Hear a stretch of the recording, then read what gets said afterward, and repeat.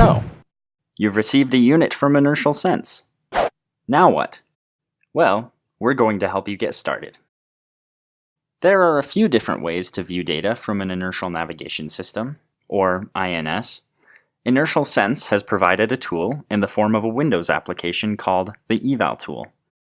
This app will allow you to quickly and easily access the data from your INS.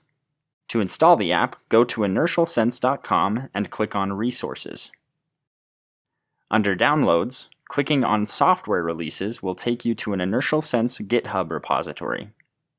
Go to the latest release, in this case 1.7.3, and download the eval tool installer executable. Once downloaded, run the executable and follow the install instructions. Now that it's installed, open the eval tool executable. Once it's open, click on the Settings tab.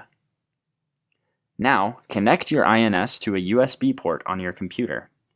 You'll notice a white checkbox appear in the top left corner of the screen. Click on it to open the COM port for the unit. Now that the COM port is open, we're going to go to the INS tab to view the data.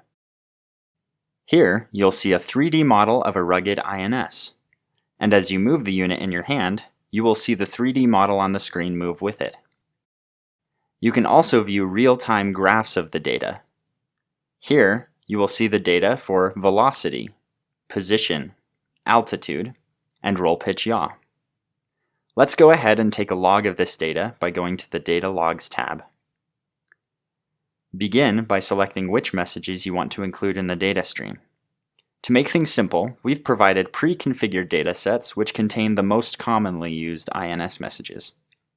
We're going to use the PPD dataset. This stands for Post-Processed Data. Once you click on PPD, you will see those messages begin to stream. Now, select the format in which you want to log, and click Enable to begin logging. When you are ready to conclude your log, click Disable, and you can find the log by clicking Open Folder.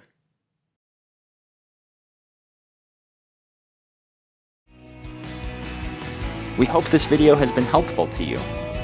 If you require additional assistance, please email us at support@inertialsense.com.